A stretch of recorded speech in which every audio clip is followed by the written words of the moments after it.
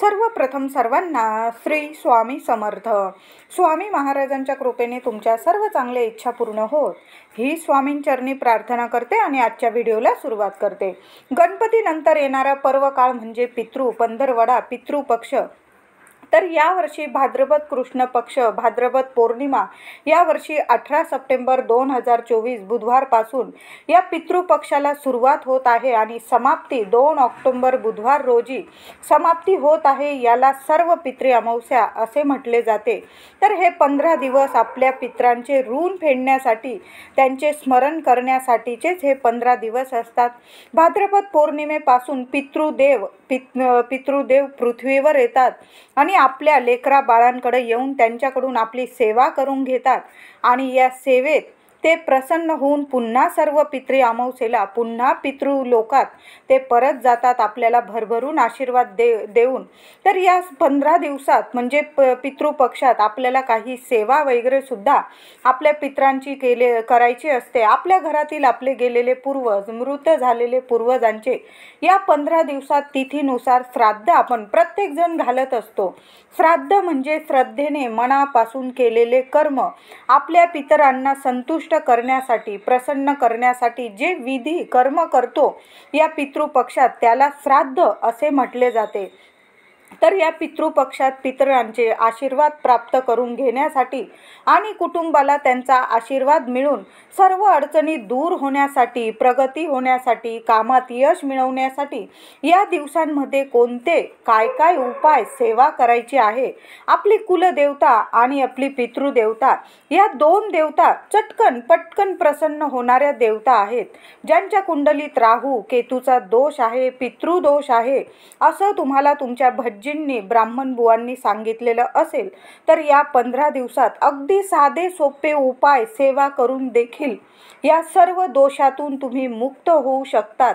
तर या 15 दिवसात तुमच्या घराजवळ मंदिराजवळ आता मी तुम्हाला काही 15 उपाय सुद्धा सांगत आहे जे आपल्याला या पितृपक्षात पंधरवाड्यात करायचे आहे.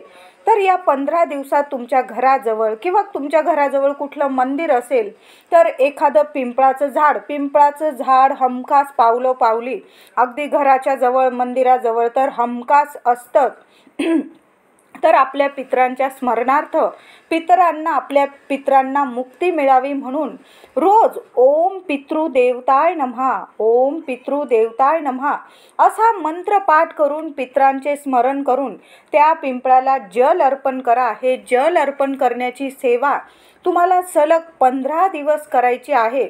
समजा काही वेळा 15 दिवसात काही अडचणी आल्या तर बाकी दिवस तुम्ही सेवा अवश्य करा. बाहेर गावी गेलात तर तिथे कुठे एखादं पिंपळाचं झाड असेल तर ही सेवा तुम्ही तिथेही करू शकता.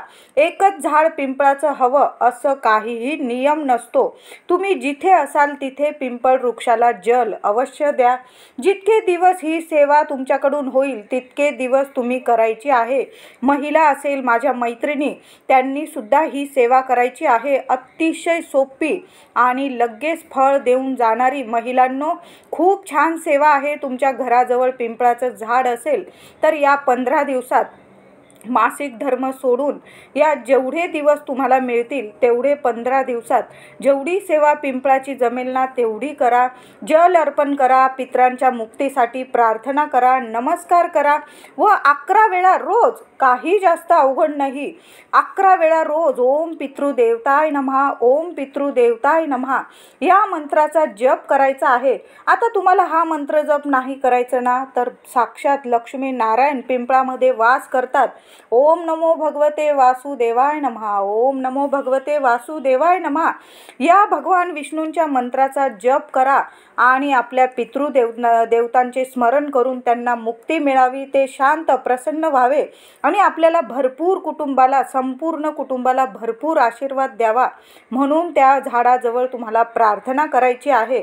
पण या 15 दिवसात ज्यावेळी शनिवार असेल त्याच दिवशी तुम्हाला पिंपळाला स्पर्श करायचा आहे. अन्यथा फक्त जल अर्पण करून मंत्र जपायचा नमस्कार करायचा प्रार्थना करून पिंपळाखाली तिळाचा किंवा राईच्या तेलाचा दिवा लावून मग घरी यायचं आहे. आता समजा तुम्हाला रोज हा तेलाचा दिवा नाही लावता आला, किमान एक दिवस तरी, आठवड्यातून एक दिवस तरी हा दिवा अवश्य लावा. मी म्हणेल नक्की लावा. थोड्याशा मातीच्या पंत्याच लागणार आहे तुम्हाला, विकत घेऊन या. काही महागडा उपाय मी सांगत नाही आहे, पण तुम्हाला इतका आशीर्वाद मिळेल, इतका आशीर्वाद मिळेल, लाख मोलाचा आशीर्वाद या उपायाने नक्कीच मिळणार आहे. हा उपाय जरी साधा वाटत असेल, पण तुमच्या 3 पिढ्यांचा प्रखर पितृदोष शांत करेल. नष्ट करण्याची प्रचंड ताकद या उपायामध्ये नक्कीच आहे, या सेवेमध्ये नक्कीच आहे. माता लक्ष्मी, श्री हरी विष्णू तुमच्यावर प्रसन्न होईल आणि पितृदेवता भरपूर आशीर्वाद देऊन पुन्हा पितृलोकात तुमच्यावर प्रसन्न होऊन जातील, असा हा उपाय आहे. आता ज्यांना बाहेर जाऊन पिंपळ पूजन करता नाही आले, तर त्यांनी काय करायचं, त्यांनी अशीच सेवा घरात रोज दक्षिण दिशेकडं बसून घ्यायचं किंवा उभं राहून केली तरी चालेल. दिवा लावून घ्यायचा, एक दिवा तेलाचा लावून घ्यायचा आणि पितरांचे स्मरण करायचे, प्रार्थना करायची, मंत्र जपून ही प्रार्थना करायची. पितरांच्या सेवेसाठी, श्राद्धासाठी पितृपक्षात योग्य वेळ ही 12 ते 1:30 वाजेपर्यंत ही योग्य वेळ असते. म्हणजे तुमच्या पितरांचं जेव्हा श्राद्ध असेल, तिथी असेल, किंवा तुम्ही पिंपळ पूजन करायला जात असाल किंवा घरात पितरांसाठी काही सेवा करत असाल, तर दुपारी 12 ते 1:30 वाजेपर्यंत ही 15 दिवसात ही खूप योग्य वेळ असते. या वेळेतच श्राद्ध घाला किंवा तुम्ही जी सेवा करत असाल पितरांसाठी याच वेळेत करा, कारण यावेळी सूर्य दक्षिण दिशेला म्हणजे डोक्यावर असतो आणि म्हणून दुपारचं खूप महत्त्व जास्त आहे. आता अपघाती मृत्यू झालेल्या व्यक्तींसाठी किंवा कुठल्या शस्त्राने एखाद्या तुमच्या घरातल्या व्यक्तीचा मृत्यू झाला असेल, एखाद्या शस्त्राने किंवा अपघाती मृत्यू झालेल्या व्यक्तींचे श्राद्ध हे त्यांच्या तिथीला तर करायचंच, पण चतुर्दशी म्हणजे सर्व पित्री अमावस्येच्या आदल्या दिवशीचा जो दिवस असतो, चतुर्दशी श्राद्ध, हे सुद्धा त्यांच्या स्मरणार्थ नक्की करा. तुम्ही जरी त्यांच्या तिथीला ते म्हणजे दिवशी ज्या तिथीला मृत्यू झालेले असतील त्या तिथीला तर त्यांचं श्राद्ध घालाच, पण ते श्राद्ध आणखीन एकदा तुम्हाला चतुर्दशीला सर्व पित्रीच्या आदल्या दिवशी आणखीन त्यांना घास टाकायचा आहे. तुम्हाला खूप छान ही सुद्धा सेवा आहे, नक्की करा. त्यामुळे त्यांना मुक्ती मिळते. समजा तुमच्या पितरांचे मृत्यू तिथी तुम्हाला माहीत नसेल, आता काही असतात पण की काही लोकांना म्हणजे त्यांचे पितर केव्हा मृत्यू झालेले आहेत ते माहीत नसेल, किंवा त्यांच्या तिथीला तुमच्याकडून त्या दिवशी म्हणजे महिला वर्ग असेल, त्यांना 4 दिवस आलं आणि त्या दिवशी त्यांना पितर पूजन नाही करता आलं, श्राद्ध नाही करता आलं, तर मग काय करायचं, तुमच्या पितरांचे श्राद्ध पितृपक्षातील शेवटच्या दिवशी म्हणजे सर्व पित्री अमावस्येला केलं तरी देखील चालते. खूप चांगला दिवस असतो तो. सर्व पित्री अमावस्येला सर्व पित्र येऊन पृथ्वीवर येऊन खाऊन पिऊन तृप्त होतात. म्हणून तुम्ही तुमच्या पूर्वजांचं श्राद्ध असेल तुमच्याकडून राहून गेलं 15 दिवसात तिथीला करणं, तर या अमावस्येला सर्व पित्री अमावस्येला 2 ऑक्टोबर रोजी बुधवार रोजी तुम्ही केलं तरीही चालेल, काहीही हरकत नाही. तुमच्या घरात श्राद्धाला जेवणात, आता समजा काही ठिकाणी जेवणाला पानावर बसायला लोक बोलवले जातात आणि ते आलेच नाही, तर मग ते पान काय करायचं, सरळ, काही वाईट वाटून घ्यायचं नाही. काही लोक म्हणजे बऱ्याच ठिकाणी मी बघितलंय, श्राद्धाचं जेवण खात नाही, घेत नाही, घास खात नाही ते, तर मग काय करायचं, राग मानून घ्यायचा नाही. ज्याची त्याची परंपरा असते. तुम्ही बोलवलं आणि ते नाही आले तर राग मानून घ्यायचं नाही. आपण सुद्धा काहीतरी पाळत असतो नियम वगैरे, मग त्यांनी पाळले लोकांनी तर काहीही हरकत नाही.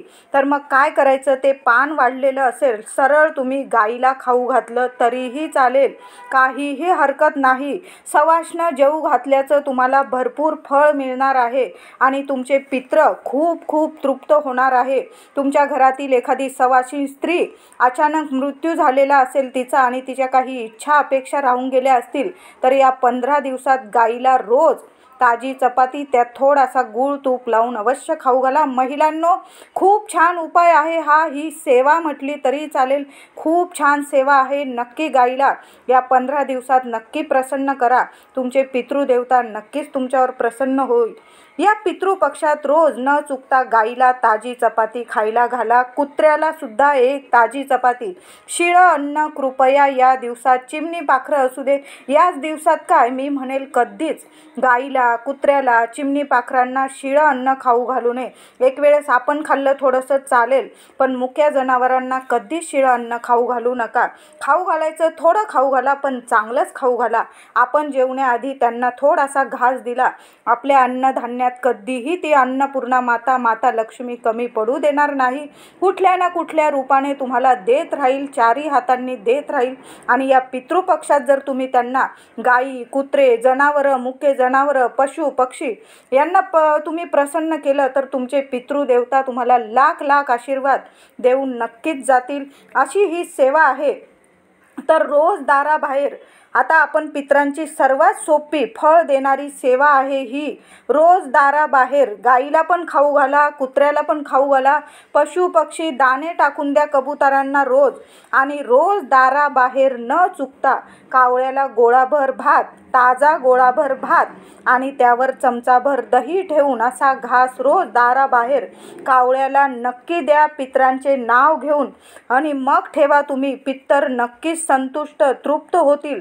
हे उपाय, ह्या सेवा जर तुम्ही केल्या नक्कीच तुम्हाला फळ देऊन जाईल. ज्यांच्या घरात अडीअडचणी येतात, आता लग्न कार्यात अडथळे येतात, संतती प्राप्ती होत नाही, काही ठिकाणी खरंच 5-5, 7-7 वर्ष होतात तरी त्यांना संतती प्राप्ती होत नाही, लग्न कार्यात अडथळे येतात, कितीही कमवा पण त्या घरात कमीच पडतं, अशा घरात नक्कीच पितृदोष असतो. मग हे उपाय मी सांगितलेले केले या 15 दिवसात, नक्कीच तुमच्या सर्व अडचणी 100% सांगते नक्की दूर होईल. कष्ट करून सुद्धा मनासारखं यश मिळत नाही त्यांनी या 15 दिवसात हे उपाय, ह्या सेवा अवश्य कराव्या.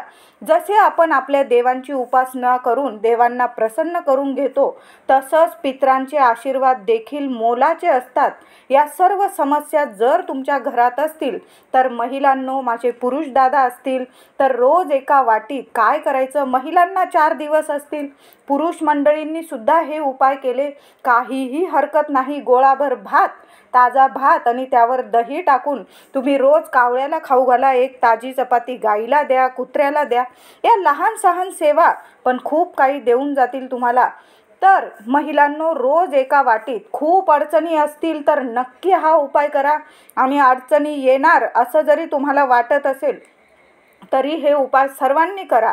तर काय करायचं, रोज एका वाटीत थोडेसे तांदूळ घेऊन त्यावर थोडासा भीमसेन कापूर जाळत जा. 15 दिवस तुम्ही कापूर जाळण्यासाठी तेच तांदूळ वापरले. रोज तांदूळ बदलायचे गरज नाही. एका वाटीत तुम्ही थोडेसे मूठभर तांदूळ घ्यायचे, अख्खे तांदूळ, आणि त्यावर रोज संध्याकाळी न चुकता देवांना दिवा अगरबत्ती केला की रोज दाराबाहेर ती वाटी ठेवायची. आणि दाराच्या उजव्या बाजूला ठेवा, डाव्या बाजूला ठेवा, कुठलाही नियम नाही.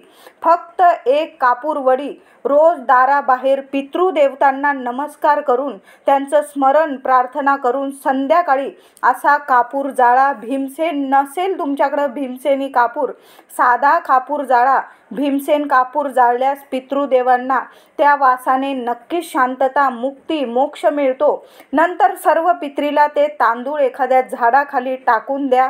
ती वाटी घरात घेऊ नका. नंतर ती वाटी धुवून टाकावी. आणि खूप चांगला उपाय आहे, ती वाटी तुम्ही नंतर टाकून दिली तरीही चालेल, एखादी मातीची पंती यासाठी उपयोग केला तुम्ही तरीही चालेल. खूप चांगला उपाय आहे हा.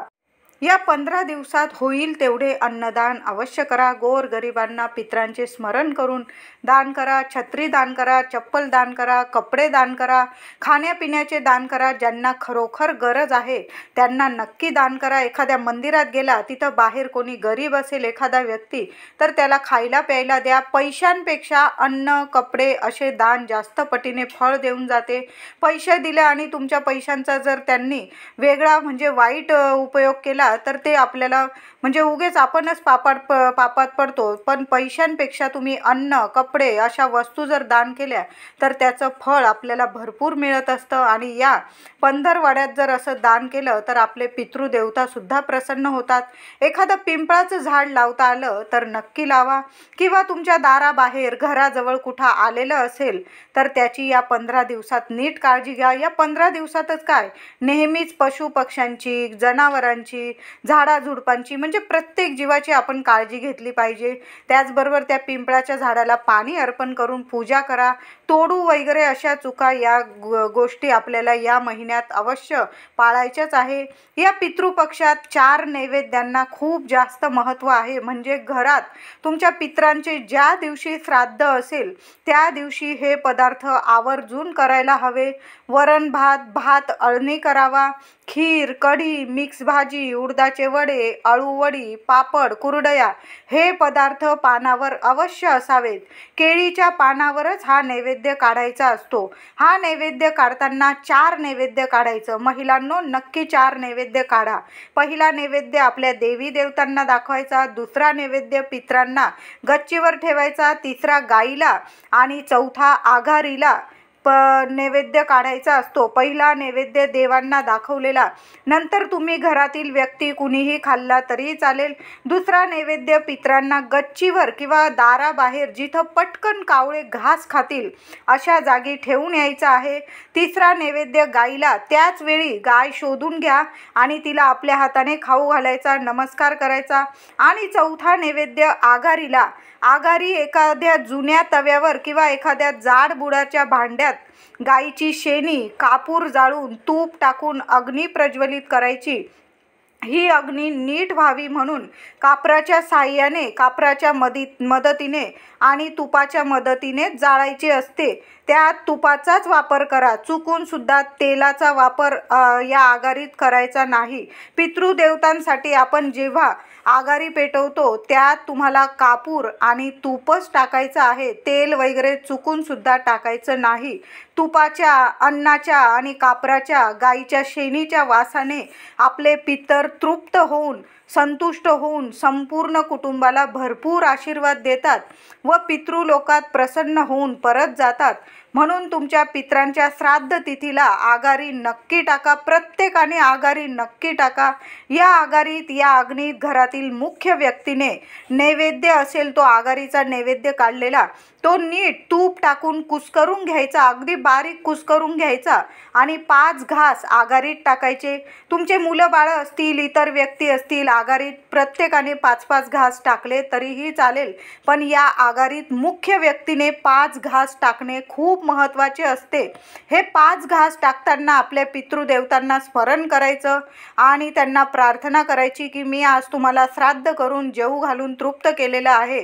काही चूकभूल झालेली असेल क्षमा करा आणि ही आघारी स्वीकार करा असं बोलून तुम्हाला आघारीत हे 5 घास टाकायचे आहे. ते अन्न लवकर जळतं म्हणून ते अन्न लवकर जळण्यासाठी कुस्करून आपल्याला त्या आघारीत टाकायचं आहे. त्या वासाने पितर खाऊन पिऊन तृप्त होऊन आशीर्वाद देतात. म्हणून पितृपक्षात आघारीला खूप जास्त महत्त्व आहे. पितृपक्षात आपण श्राद्ध तिथीला मिक्स भाजी करतो. त्या भाजीत कोबी, वांगी, कांदा, लसूण, चणे ह्या भाज्या चुकून सुद्धा मिक्स करू. श्राद्ध तिथींना मिक्स भाजी करतो त्या भाजीत कोबी, वांगी, कांदा, लसूण, चणे या भाज्या चुकून सुद्धा मिक्स करू नका. आणि तुम्ही जर परंपरागत स्वयंपाकात या भाज्या टाकत असाल दरवर्षी, तुमच्या पितरांना आवडत असतील या भाज्या, तर मग तुम्ही टाकू शकता. कुणी सांगतंय म्हणून टाकू नये असं करू नका. तुम्ही दरवर्षी जसा स्वयंपाक करताना तसाच करा मी म्हणेल. आणि या कोबी, वांगी, कांदा, लसूण, चणे या भाज्या जर नसेल टाकत तुम्ही तर मी म्हणेल नका टाकू, आणि टाकत असाल तर नक्की टाका. या पितृपक्षात तुमच्या पितरांना जे पदार्थ आवडत असतील ना ते नैवेद्याच्या पानात अवश्य ठेवा. काही जणांना समोसा, वडा किंवा बुंदी किंवा जिलेबी, इमारती म्हणजे अशा बऱ्याच वस्तू असतात ज्या आपल्या पूर्वजांना आवडत असतात, मी म्हणेल त्या वस्तू अगदी चमचाभर जरी ठेवलं, एक जिलेबी ठेवली, एक इमारती, नक्की ताटाला पानावर नक्की थोडंसं का वाढा. आपल्या पितरांना या 15 दिवसात खाऊ पिऊ घालून तृप्त करायचं आहे आपल्याला. या नैवेद्याच्या ताटात दही भात, गोळाभर दही भात अवश्य ठेवा.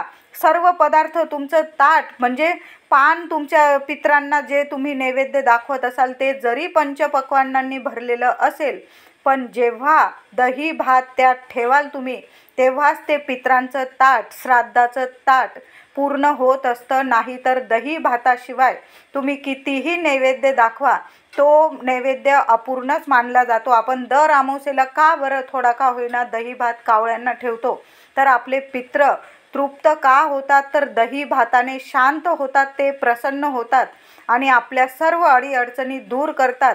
कितीही तुम्हाला कामात अडीअडचणी येत असतील तर हे उपाय करून सर्व अडचणी नक्कीच दूर होतील. मी सांगते 100%.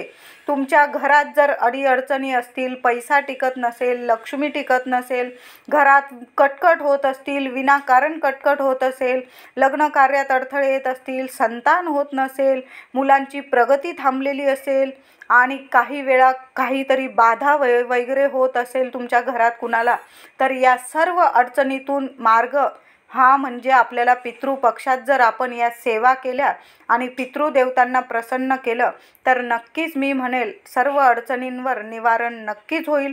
म्हणून हे उपाय साधे सोपे उपाय आहे, नक्की करा. आणि त्याचबरोबर पितृपक्षात चुकून सुद्धा घरातील जे पूर्वज गेलेले असतील, त्यांनी कोणाचं काय केलं, कुणाला किती प्रॉपर्टी दिली, तुम्हाला नाही दिली, या सगळ्या गोष्टी बाजूला ठेवायच्या आणि आपल्या पूर्वजांबद्दल या पितृपक्षात चुकून सुद्धा वाईट शब्द आपल्या घरात बोलू नका. घरातच काय कुठंच काही बोलू नका. पितृदेव पृथ्वीवर आलेले असतात, ते आपल्या आसपासच असतात. म्हणून आपण काय बोलतो, काय विचार करतो ना, हे सर्व काही त्यांना कळत असतं.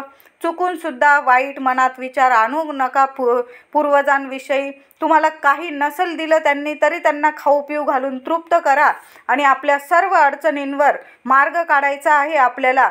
म्हणून आपण पितरांना जेवढं शांत करता येईल, प्रसन्न करता येईल, तेवढ्याच गोष्टी आपल्याला ह्या पितृपक्षात करायच्या आहे.